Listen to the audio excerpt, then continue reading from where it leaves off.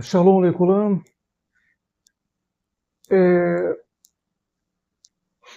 Vivemos ainda hoje em tempos em que as pessoas confundem muito etnia com raça.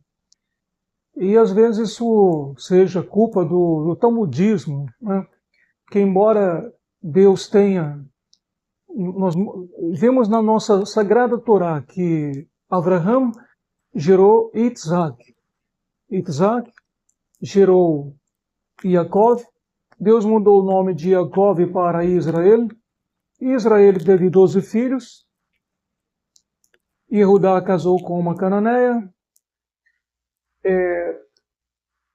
Shimon casou também com uma cananeia. E aí é onde se quebra o mito de raça. Né? Então, nós vemos que a origem vem de Abraão, Avino Abraão, o seu pai Abraão. E ele gerou um filho, depois o filho dele deu a ele um neto, e depois o neto dele deu a ele 12 bisnetos. E são desses 12 bisnetos que é formado o nosso povo Israel, o nosso povo israelita. Então, a gente vê que nós não sabemos nós não sabemos da etnia da mulher dos outros príncipes, né? Mas nós sabemos pelo menos da etnia de Sar Yehudá e de Sar Shimon, ou seja, da etnia da esposa deles. Nós sabemos que, já falei em outras ocasiões, já mostrei no próprio Taná, que a mulher de Shimon era uma cananeia, que a mulher de Yehudá é uma cananeia. Então, os talmudistas, eles falam que só é israelita, na linguagem dele, que tira o patriarca Israel e coloca o patriarca Yehudá. Eles insistem em ser chamados de judeus, de manter esse nome judeu, né? Mas o correto é israelita e não judeu, porque nem todo mundo é da tribo de Yehudá. Então, se for pelo lado dos talmudistas, a tribo de Yehudá não seriam judeus, né, como dizem eles. Não seriam israelitas. A tribo de Shimon, o principado de Shimon, não seriam consideradas, essa tribo não seria considerada uma tribo de israelitas, não seriam israelitas, eles não seriam israelitas. Então, a gente vê, gente, que quando nós lemos que Abraão, ele era da onde? Ele era de Ur dos Caldeus, a terra onde o seu nascimento, como diz a Torá. Então ele era um caldeu. Teve um filho, caldeu. Teve um neto, caldeu. Bisnetos, caldeus. Depois, é claro que os bisnetos aí, como Yehudá e Shimon, casaram com mulheres que não era da etnia caldaica, né? Então vemos aí que esse negócio de raça é cortado, porque a mulher de Shimon passou a ser uma filha adotiva de outro povo, passou a ser uma filha adotiva de Abraão. A mulher de Yehudá se converteu também e passou a ser uma filha adotiva de Abraão. Então ela vem de um outro povo, o povo cananeu, se converte, faz parte do nosso povo, e aí passa a fazer parte de uma etnia. Ela entra como filha adotiva de Abraão. Né? Ela reconhece Abraão como pai, né? E o nosso povo reconhece ela como filha. Para os talmudistas que fundaram o talmudismo, né, judeu é aquele que é por parte de mãe, porque por parte de pai não é considerado. Ele desconsidera Isaac, né? Desconsidera Yaakov, hoje o nome mudou para Israel, porque se for olhar para esse lado aí, a gente está desconsiderando realmente o que está escrito na Torá e aceitando que seres humanos mortais, meros mortais, é, é, com sua arrogância, eles estão estabelecendo, tira o que Deus estabeleceu e coloca o que eles estabelecem. Né? Então, vemos que quando Moshe ele fugiu do Egito, ele foi para onde? Ele foi para Midian. Lá ele casou com a filha de Itró, que era sacerdote de Midian. Então você vê que quem era ele para ser o sacerdote em Midian, ele era midianita. E a filha dele, filha de Itró, porque o nosso povo estava sendo escravo lá no Egito.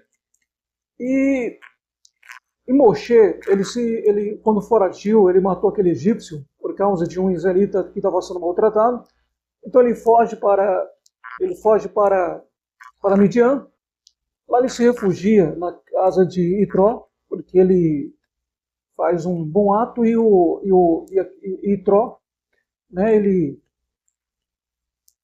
acaba vendo que ele era um bom homem, que protegeu suas filhas e seria um homem de confiança para ele dar ou seja, para dar hospedagem a ele, para que ele dormisse lá na casa dele e ficasse por mais um tempo, já que ele estava vindo de uma viagem longa, né, e até as filhas dele, né, de Pró, apresenta ele como egípcio, né, porque ele vinha do Egito e foi apresentado como egípcio. Então o israelita Moshe ele se casa com o quê? Com a filha de Itró, né? E consequentemente quem é a filha de Itró? Uma midianita. Ela se converte e tem um filho chamado Gershom. E você acha que Gershom ele não era considerado israelita? Se for olhar, se for pela cultura talmudista, por essa outra religião que fundaram aí o talmudismo, Gershom, filho de Moshe, com essa midianita de Zípora, ele não seria considerado hoje israelita. Por quê? Porque Moshe era israelita, mas só que a mulher de Moshe não era israelita, era midianita. E para os talmudistas só é considerado israelita ou judeu, como eles insistem em usar esse termo, excluindo Israel, né, Yaakov. Então, para os talmudistas, Gershom não seria considerado israelita, ou seja, judeu, como eles gostam de usar esse termo. Então nós vemos depois, lá na frente, quando Naomi chega para sua nora, Ruth, que era Moabita. Quem era Ruth? Moabita. E Moabita era um outro povo, era uma outra etnia. E nós vemos aí que Ruth, quando Naomi chega para ela, diz assim, olha, agora você pode voltar para seu povo, para sua terra, para seu país. Então, Ruth olha para Naomi e diz assim, olha, não insista para que eu vá embora, para que eu me distancie de você, mas porque o teu povo é o meu povo e o teu Deus é o meu Deus, porque daqui por diante o teu povo é o meu povo e o teu Deus é o meu Deus. Então você vê aí uma conversão, a conversão de uma moabita, né? Ela passa a se reconhecer como parte do povo israelita e não mais como parte do povo moabita. Nasceu moabita, Ruth, mas ela se converte usando essas expressões para Naomi. Teu Deus é o meu Deus, o teu povo é o meu povo. Então, diz, não insista para que eu vá embora. Né? Então, ali nós vemos aqui uma moabita sendo inserida no seio do nosso povo israelita. E ela se casa com o israelita. E tem um filho. E esse filho não seria considerado israelita ou judeu, como os talmudistas gostam de ser chamados. Não seria considerado israelita pelos talmudistas de hoje. Pelos talmudistas. Depois Ruth tem um filho junto com esse israelita nato, né? Um natural israelita, nascido israelita já, né? E Ruth era uma moabita convertida, né? Ali naquele momento, por meio de Naomi. Não foi nem por meio de casamento. Se converteu simplesmente porque ela passou a se considerar do povo israelita. Passou a se ver como parte do povo israelita e não mais como parte do povo moabita. Então, até o Deus dos moabitas ela tirou fora e disse, não, agora o teu Deus, o Deus de Israel é o meu Deus. E passou a fazer parte do nosso povo israelita a partir daquele momento. Então ela se casa, tem um filho, o filho dela se casa, tem outro filho, até que ela se torna o quê? Bisavó de David. Olha a linhagem de David. A linhagem de David. A bisavó de David não era israelita, tá? Ou seja, de nascimento. Ela não nasceu israelita, ela nasceu moabita. Ela era moabita, fazia parte de um outro povo e se converteu ao israelismo. Então, o que nós vemos é que os talmudistas, hoje, nos dias atuais, os talmudistas não iriam considerar David, o rei David, o maior rei de todos os tempos, não seria considerado israelita, porque a bisavó dele não era israelita, era moabita. Né? Se casou com um israelita, mas eles só consideram israelita aquele que é por parte de mãe. Aquele que é por parte de pai, eles não consideram. Né? Então isso se desfaz do que Deus estabeleceu e estabelece o que eles querem. Então é uma outra religião. Por isso que eu chamo de talmudismo, porque é uma outra religião. O israelismo, de acordo com a Torá, que se baseia na Torá escrita, dada por nosso Deus, por meio de Moshe e Aharon, a Torá deixa claro que Abraão gerou Isaac, Isaac gerou Jacob e assim vai. Né? E depois quebra esse negócio de que essa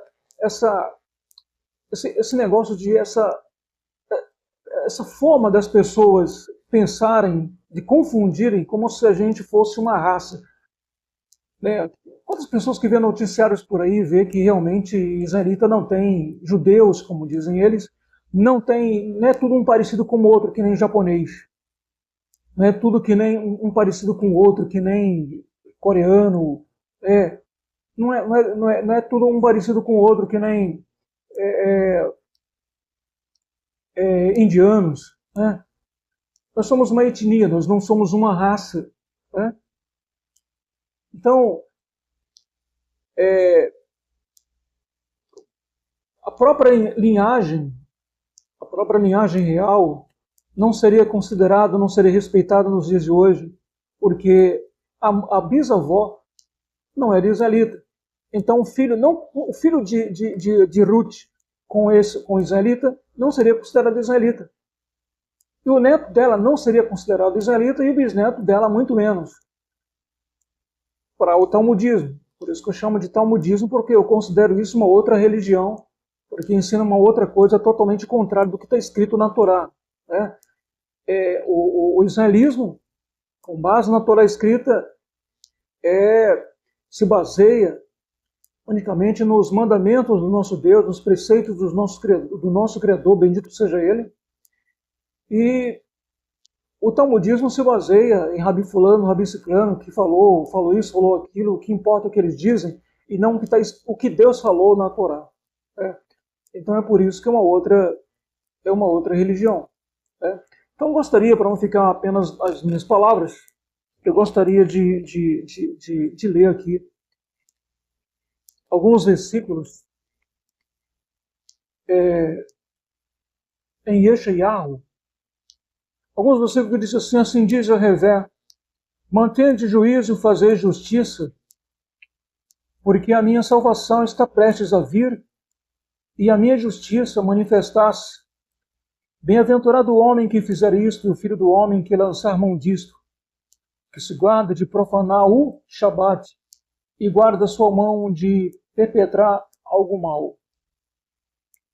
O 3 diz, e não fale o filho do estrangeiro, que se houver chegado a Yerevé, quer dizer, não fale Ruth, né? Não fale a mulher de Moshe, não fale a esposa de Shimon, que tivesse chegado a Yerevé, não fale a esposa de Judá, que tivesse chegado a Yerevé.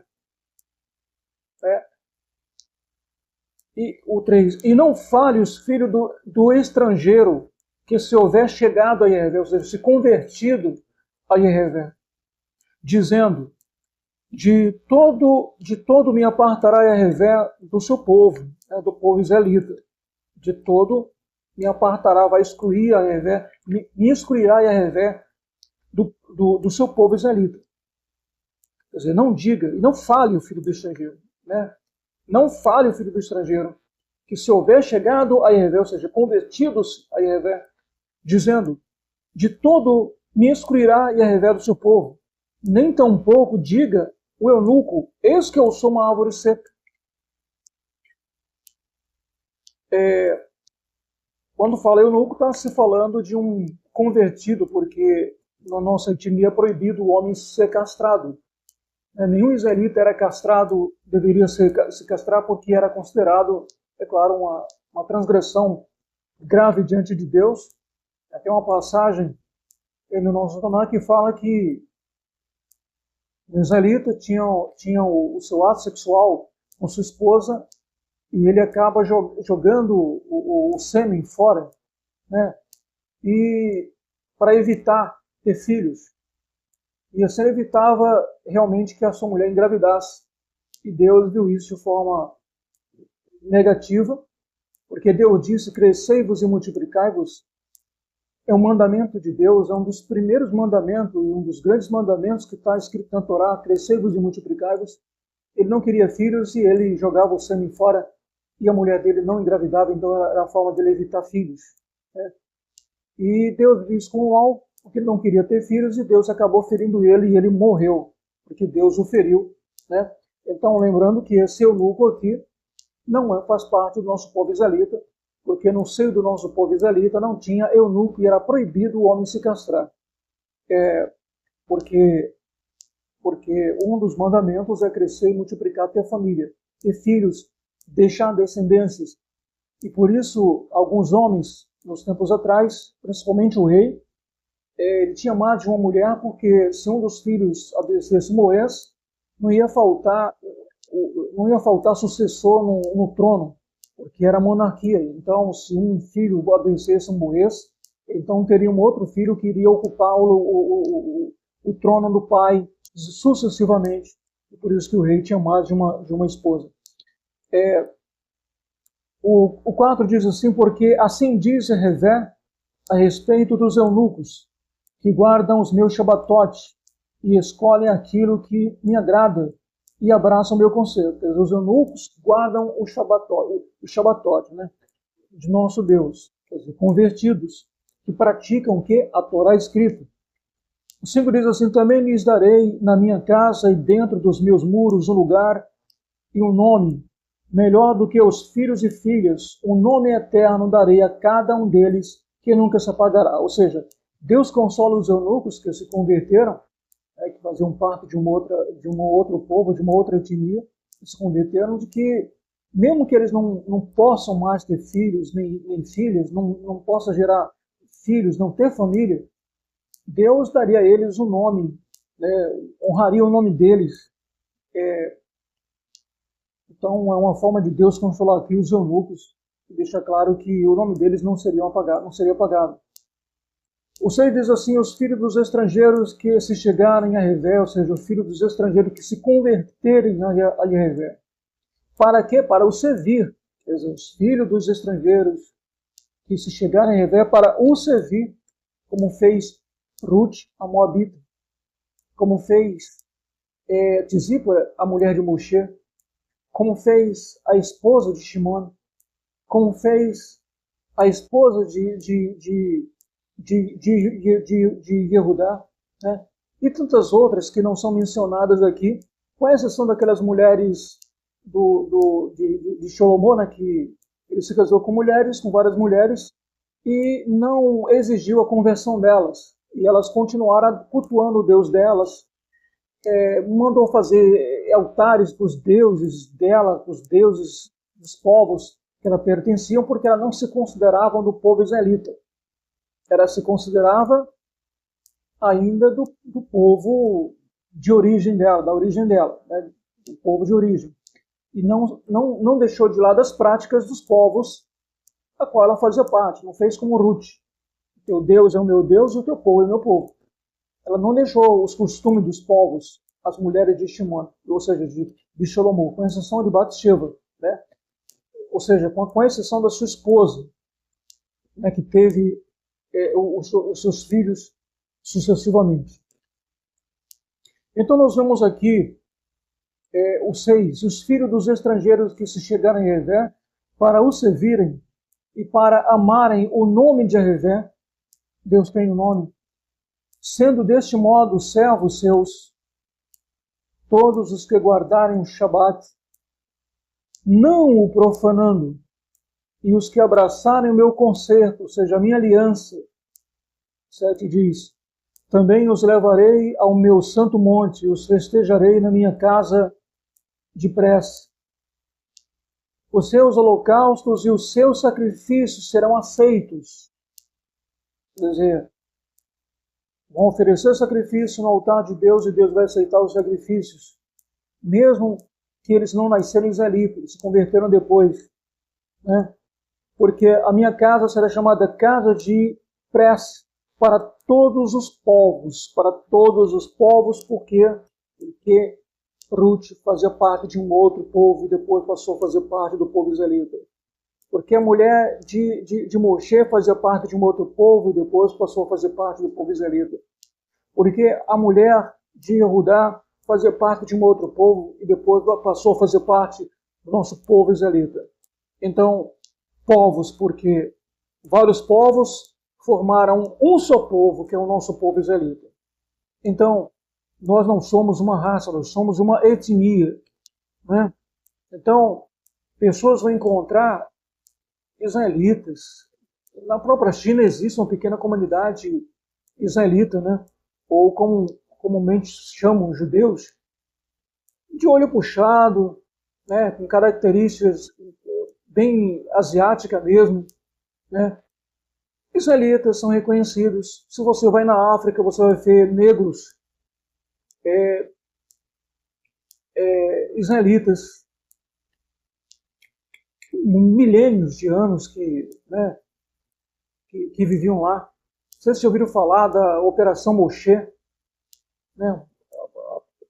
A Operação Shlomo, que pegou esses israelitas etíopes, levaram para Israel, e lá estão hoje. Então você vai ver ali em Israel, e fora de Israel também, israelitas brancos, ruivos, como David, negros, como muitos nos dias atuais, pardos.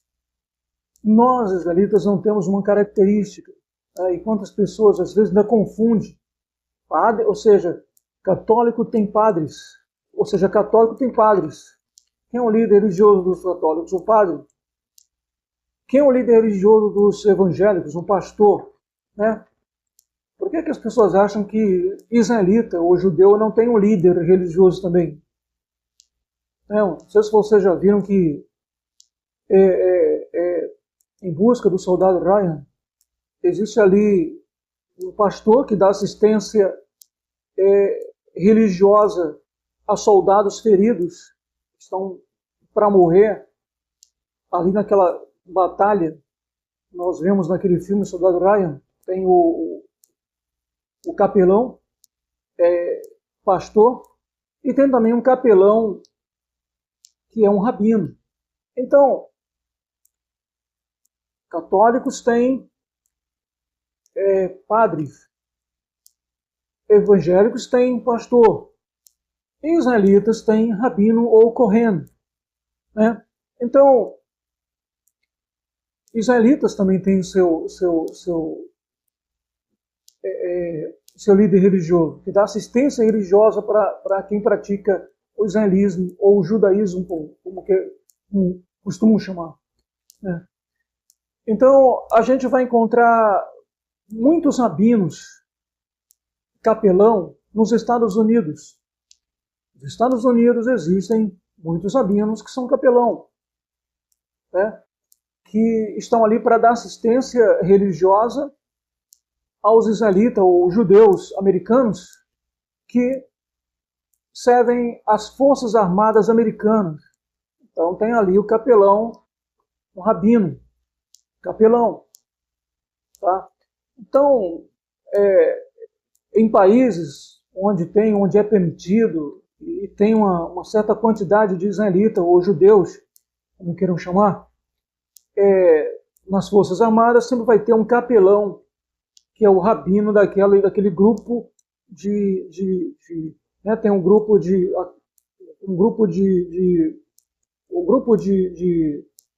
católicos, de militares católicos. Ele recebe assistência de um militar, de um padre, que é um capelão. Um grupo, aqueles militares que são evangélicos, recebem assistência religiosa de um capelão, de um pastor, capelão. E um grupo, aqueles militares que são israelitas ou judeus, como queremos chamar, eles recebem assistência de um capelão rabino. Então, assim como os católicos têm um líder religioso, que é o padre, assim como os evangélicos têm um líder religioso, que é o pastor, da mesma forma os israelitas, ou judeu, como queiram chamar, têm um líder religioso, chama rabino ou kohen, como é o caso da nossa pequena comunidade. Então, eu espero que você tenha entendido, espero que realmente você possa entender que nós não somos uma raça e que nós não temos uma característica, como já falei em outras ocasiões, que as pessoas confundem David, diz que David era um jovenzinho, franzino. Não, David era um rapaz muito novo, um adolescente apenas. E falam que David ele era franzino, era baixo. Não, está totalmente errado. Quem lê, quando Samuel ele vai ungir David, chega na casa de Shai, né? E ele olha para um dos irmãos, de David, e ele era alto. Fala o Taná que o irmão de David era alto. Né? Deixando claro que David também, por ser irmão desse rapaz, ele não era baixo. Ele era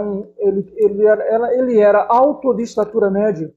Então, quando Samuel ele se olha para a aparência, para a estatura daquele irmão de Davi, que chegou na casa de Shai, e diz assim: eis aí ungido de Jehová. Então, nós vemos ali que nosso Deus repreende Samuel e diz: não olhe para a sua aparência e nem para a sua altura. Não olhe para a sua altura. Então, Jehová ele repreende Samuel. E por que David não está no meio dos guerreiros no tempo de Goliate? Que Goliate estava desafiando o nosso povo israelita. Porque David ele não estava com idade suficiente para ir para a guerra, não tinha idade de guerreiro ainda. Então ele tinha que ficar cuidando das ovelhas enquanto seus irmãos mais velhos iam para a guerra. David era apenas um adolescente. Mas David não quer dizer que David era baixo, Davi era alto sim. Nós vemos também o próprio Shaul, o primeiro rei de Israel, da tribo de Benjamim. Nós vemos que Shaul ele era mais alto do que todos os outros homens ali. Quando ele chegava, ele se destacava em estatura. Tá no Taná, é só ler o Taná que você vai ver que Shaul, o rei Shaul, ele era um homem muito alto, talvez tivesse 2 metros ou um pouco mais de 2 metros. Tá? Ele era mais alto do que os outros altos da época. Tá? Então, existe aí um mito de que como se fosse uma raça, como se fosse uma raça de japonês, tudo baixinho, de olho puxado.